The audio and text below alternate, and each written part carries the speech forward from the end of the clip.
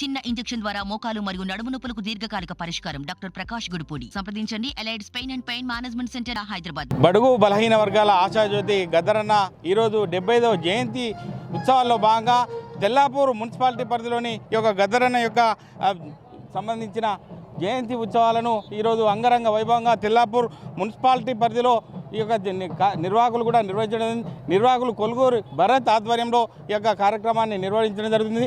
కళాకారులందరూ కూడా తండోపతండాలుగా రావడం జరుగుతుంది.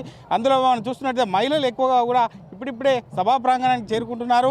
కళాకారులు గద్దరు వేషధారణలో ఉన్నటువంటి గద్దరు వేషధారణను మొగులయ్య అనే సంగారెడ్డి నుంచి కూడా కళాకారులు కూడా చాలామంది రావడం జరుగుతుంది.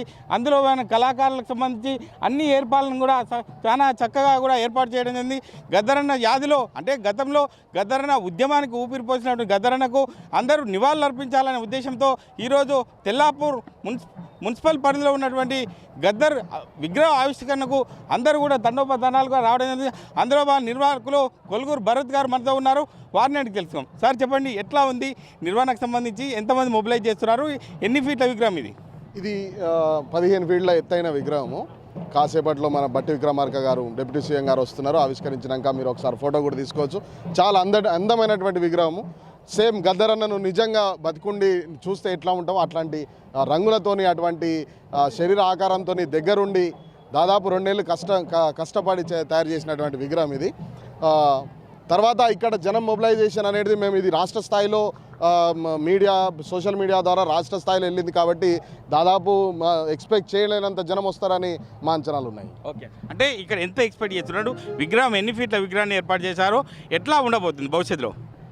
తెల్లాపూర్ మున్సిపాలిటీకి భారతదేశం లోపల గద్దరన్న చనిపోయిన తర్వాత ఏర్పాటైన మొట్టమొదటి విగ్రహం ఇది రాబోయే తరాలకు ఒక మాన్యుమెంట్గా, ఇక్కడ రాబోయే తరాలకు కూడా ఆయన మ్యూజియం ఏర్పాటు చేసి, అదేవిధంగా కళా విజ్ఞాన కేంద్రాన్ని ఏర్పాటు చేసి ఈ తెల్లాపూర్నే ఒక గద్దర్కు సెంటర్గా మార్చేటట్టు దీన్ని తీర్చిదిద్దలాగా ప్లాన్ చేస్తున్నాం. అదేవిధంగా ఈరోజు కార్యక్రమానికి ఆయన బర్త్డే కాబట్టి, ఆయన జన్మదినం కాబట్టి ఈ విగ్రహావిష్కరణ సభను, ఈ విగ్రహావిష్కరణ ఏర్పాటు మేము చేసుకున్నాం.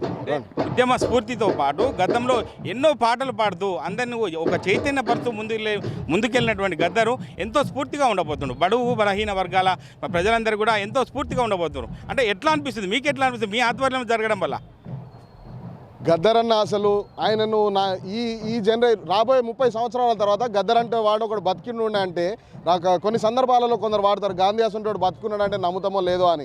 ఇప్పుడు కూడా గద్దరన్న లాంటోడు 30 ఏళ్ళ తర్వాత బతుకున్నాడు, ఇట్లా చేసిండు అంటే రాబోయే తరాలు నమ్మలేని పరిస్థితి. అట్లాంటి నమ్మలేని పరిస్థితిలో ఉన్నటువంటి అంత స్థాయి ఉన్న వ్యక్తి మాతో పాటు కలిసి జీవించిండు. ఆయన మొట్టమొదటి విగ్రహం ఈ తెల్లాపూర్లో మేము ఆవిష్కరిస్తున్నందుకు చాలా గర్వంగా ఉన్నది. ఈ సభను కూడా ప్రభుత్వం చాలా సహకరించి ఆయనకు భూమి కేటాయించి, ఆయన విగ్రహం ఏర్పాటు చేయడానికి భూమి కేటాయించి అనేక రకాలుగా చేసింది. Okay, thank you. అంటే గద్దరన్న యాదిలో మా యొక్క ఆధ్వర్యంలో ఇటువంటి మంచి కార్యక్రమాన్ని చేయడం ఎంతో సంతోషిస్తున్నాం. ఎందుకంటే 75వ జయంతి ఉత్సవాల భాగంగా మేము ఈ యొక్క తెల్లాపూర్ మున్సిపల్ పరిధిలో ఉన్నటువంటి గద్దరన్న చౌరస్తాగా కూడా ఇది ఏర్పాటు చేయడం జరుగుతుంది. అందులో భాగంగానే 15 ఫీట్ల విగ్రహాన్ని కూడా మేము ఏర్పాటు చేసి గద్దరన్న యాదిలో ఎప్పటి చిరస్మరణీయంగా ఉండే విధంగా మేము ఈ యొక్క కార్యక్రమాన్ని నిర్వహిస్తున్నామని చెప్పి కొలుగూరి భరత్ చెప్పడం జరుగుతుంది. కెమెరామెన్ ఎల్లూరుతో మహేష్, RTV, ఉమ్మడి మెదక్ జిల్లా. మరిన్ని వీడియోస్ కోసం ఛానల్ ని సబ్స్క్రైబ్ చేయండి. లేటెస్ట్ అప్డేట్స్ కోసం వాట్సాప్ ఛానల్ ని ఫాలో చేయండి. అండ్ లింక్ డిస్క్రిప్షన్ లో ఉంది.